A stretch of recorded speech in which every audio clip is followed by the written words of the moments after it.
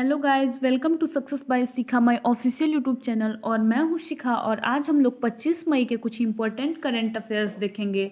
और हाँ, अगर ये सेशन आपको फ्रूटफुल लग रहा है तो आप लोग सेशन को ज़रूर शेयर कीजिए, लाइक कीजिए, क्योंकि मैं बहुत सारा newspaper, Indian express, the Hindu में जितना भी इम्पोर्टेंट न्यूज होता है वो मैं लेके आती हूँ। साथ में मैं स्टैटिक जीके भी ऐड करती हूँ ताकि किसी को किसी एग्ज़ाम में दिक्कत ना हो, क्योंकि अगर स्टेट लेवल का भी आप एग्ज़ाम दे रहे हो उसके लिए भी ये इम्पोर्टेंट है। एसएससी, बैंकिंग, रेलवे, इन सब के लिए तो इम्पोर्टेंट है ही। साथ में आपको अगर स्टेट का कोई भी स्टेट लेवल का एग्ज़ाम दे रहे हैं उसके लिए भी ये हेल्पफुल साबित होगा।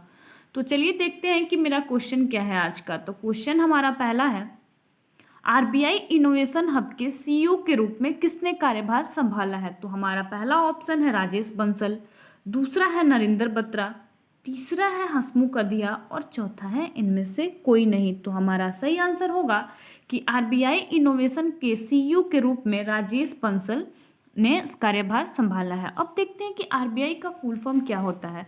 तो आरबीआई का फुल फॉर्म होता है रिजर्व बैंक ऑफ इंडिया। और आरबीआई के गवर्नर अभी कौन है? तो इनका नाम है शक्तिकांत दास। और आरबीआई का एस्टैब्लिशमेंट कब हुआ था? तो ये हुआ था 1 अप्रैल 1935 में। अब देखते हैं कि नरेंद्र बत्रा क्या है। तो ये एफआईएच के अभी अध्यक्ष चुने गए हैं। अब देखते हैं कि हमारा नेक्स्ट क्वेश्चन क्या है। तो हमारा अगला क्वेश्चन है कि अंतर्राष्ट्रीय गुमशुदा बाल दिवस कब मनाया जाता है? तो हमारा पहला जो ऑप्शन है वो है 24 मई, दूसरा है 22 मई, तीसरा है 20 मई और चौथा है 25 मई। तो हमारा सही आंसर होगा कि अंतर्राष्ट्रीय गुमशुदा बाल दिवस जो है ये 25 मई को मनाया जाता है। और ये जो बच्चे लापता हुए हैं और वो लापता होने के बाद घर भी आ गए फिर भी अपराध का शिकार हुए हैं उनके लिए, और जो बच्चे अभी लापता हैं उनका तलाश अभी हो रहा है उनके लिए भी ये दिवस मनाया जाता है। और इसकी घोषणा 1983 में अमेरिकी राष्ट्रपति आर रिमन के द्वारा किया गया था। अब देखते हैं 25 मई को और क्या मनाया जाता है। तो 25 मई को विश्व थायराइड दिवस भी मनाया जाता है। और 24 मई को क्या मनाया जाता है? तो 24 मई को राष्ट्रमंडल दिवस भी मनाया जाता है।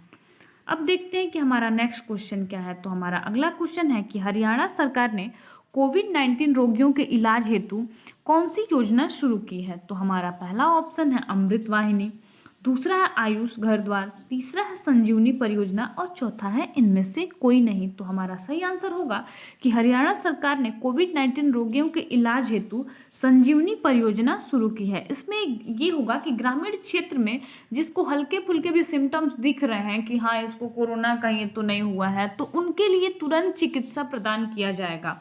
और उन जागरूकता भी फैलाने के लिए कि ये बुखार नॉर्मल वायरल है या कोरोना है, ये भी जागरूकता फैलाने के लिए ये संजीवनी परियोजना शुरू किया गया है।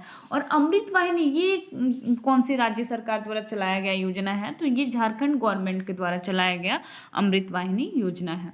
अब देखते हैं कि हमारा नेक्स्ट क्वेश्चन क्या है। तो हमारा अगला क्वेश्चन है कि किस महाद्वीप में टूटा दुनिया का सबसे बड़ा हिमखंड A76?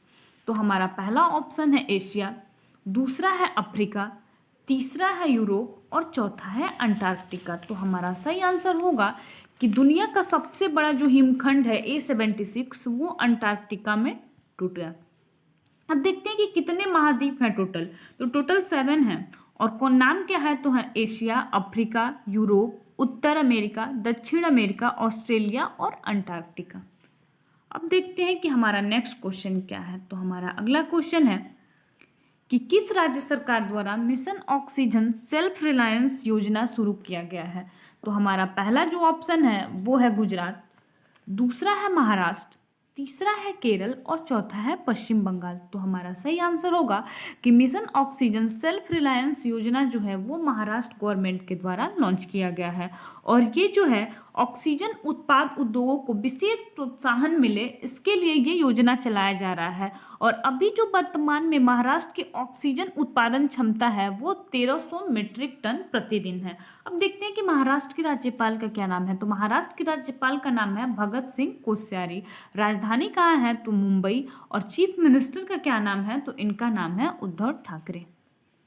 अब देखते हैं कि हमारा नेक्स्ट क्वेश्चन क्या है। तो हमारा अगला क्वेश्चन है कि कौन सा देश कोविड-19 वेरिएंट और उभरती बीमारियों की पहचान करने के लिए अंतर्राष्ट्रीय रोगजनक निगरानी नेटवर्क विकसित करेगा?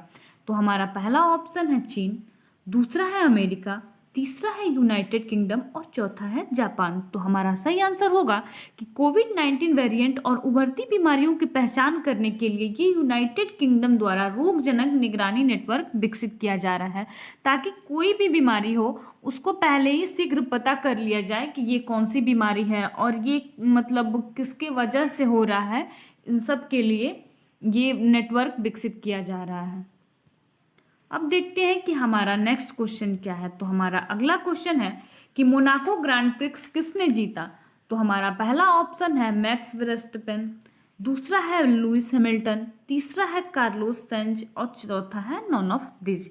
तो हमारा सही आंसर होगा कि मोनाको ग्रैंड प्रिक्स जो है वो मैक्स वर्स्टैपेन के द्वारा जीता गया है। अब देखते हैं कि ये लुइस हैमिल्टन के द्वारा इनके द्वारा कौन सा जीता गया है। तो बहरीन ग्रैंड प्रिक्स जो है वो लुइस हैमिल्टन के द्वारा जीता गया है और स्पेनिश ग्रैंड प्रिक्स भी जो है ये भी लुइस हैमिल्टन के द्वारा जीता गया है। अब देखते हैं कि हमारा नेक्स्ट क्वेश्चन क्या है। तो हमारा अगला क्वेश्चन है कि किसके द्वारा एक पुस्तक नेहरू, तिब्बत और चीन लिखी गई है। तो हमारा पहला ऑप्शन है अमिताभ घोष, दूसरा है चेतन भगत, तीसरा है झुम्पा लाहिड़ी और चौथा है अवतार सिंह भसीन। तो हमारा सही आंसर होगा कि नेहरू, तिब्बत, चीन जो बुक लिखी गई है वो अवतार सिंह भसीन के द्वारा लिखी गई है। अब देखते हैं कि अमिताभ घोष के द्वारा कौन सी पुस्तक लिखी गई है। तो the living mountain, a farewell for our times, ये पुस्तक अमिताभ घोष के द्वारा लिखी गई है। और चेतन भगत के द्वारा लिखी गई पुस्तक कौन सी है। तो इनके द्वारा लिखी गई पुस्तक है रिवॉल्यूशन 2020, हाफ गर्लफ्रेंड। ये सब पुस्तक चेतन भगत के द्वारा लिखी गई है। अब देखते हैं कि हमारा नेक्स्ट क्वेश्चन क्या है। तो हमारा अगला क्वेश्चन है कि निम्न में से किस विश्वविद्यालय ने लगातार दूसरे वर्ष देश के टॉप 200 संस्थानों में जगह बनाई है। तो हमारा पहला जो ऑप्शन है वो है दिल्ली विश्वविद्यालय, दूसरा है बनारस हिंदू विश्वविद्यालय, तीसरा है रविन्द्रनाथ टैगोर विश्वविद्यालय और चौथा है इनमें से कोई नहीं। तो हमारा सही आंसर होगा कि दूसरे वर्ष देश के टॉप 200 संस्थानों में जो जगह बनाया है वो विश्वविद्यालय का नाम है रविन्द्रनाथ टैगोर विश्वविद्यालय। अब देखते हैं कि हमारा अगला क्वेश्चन क्या है। तो हमारा अगला क्वेश्चन है कि अंकुर योजना किस राज्य सरकार द्वारा शुरू किया गया है। तो हमारा पहला ऑप्शन है बिहार, दूसरा है उत्तर प्रदेश, तीसरा है मध्य प्रदेश और चौथा है इनमें से कोई नहीं। तो अंकुर योजना जो है ये मध्य प्रदेश गवर्नमेंट के द्वारा चलाया गया योजना है, जिसके तहत नागरिकों को मानसून के दौरान पेड़ लगाने के लिए प्रोत्साहित किया जाएगा और इनको सम्मानित भी किया जाएगा जो लोग भी ज़्यादा से ज़्यादा पेड़ लगाएंगे। अब देखते हैं कि हमारा नेक्स्ट क्वेश्चन क्या है। तो हमारा अगला क्वेश्चन है कि केंद्रीय जांच ब्यूरो का नया महानिदेशक किसे नियुक्त किया गया। सीबीआई का नया महानिदेशक किसे नियुक्त किया गया है। तो हमारा पहला ऑप्शन है सुबोध कुमार जायसवाल, दूसरा जो है वो है प्रशांत कुमार मिश्रा, तीसरा है जगजीत पवाड़िया और चौथा है सुदीप बंदोपाध्याय। तो हमारा सही आंसर होगा कि केंद्रीय जांच ब्यूरो का नया महानिदेशक जो नियुक्त किया गया है उनका नाम है सुबोध कुमार जायसवाल। और सीबीआई का फुल फॉर्म क्या होता है। तो होता है सेंट्रल ब्यूरो ऑफ इन्वेस्टिगेशन। और ये फाउंडेड कब हुआ था। तो ये हुआ था 1 अप्रैल 1963 में। अब देखते हैं कि हमारा अगला क्वेश्चन क्या है। तो हमारा अगला क्वेश्चन है कि छत्तीसगढ़ उच्च न्यायालय के मुख्य न्यायाधीश किसे नियुक्त किया गया है। तो हमारा पहला जो ऑप्शन है वो है प्रशांत कुमार मिश्रा, दूसरा है संजय करोल, तीसरा है गोविंद माथुर और चौथा है इनमें से कोई नहीं। तो हमारा सही आंसर होगा कि छत्तीसगढ़ उच्च न्यायालय का मुख्य न्यायाधीश जो है वो प्रशांत कुमार मिश्रा को नियुक्त किया गया है। और संजय करोल जो है वो किस राज्य के मुख्य न्यायाधीश हैं उच्च न्यायालय के। तो संजय करोल जो है ये बिहार में पटना हाईकोर्ट के ये मुख्य न्यायाधीश हैं। आज के लिए इतना है, मिलते हैं फिर।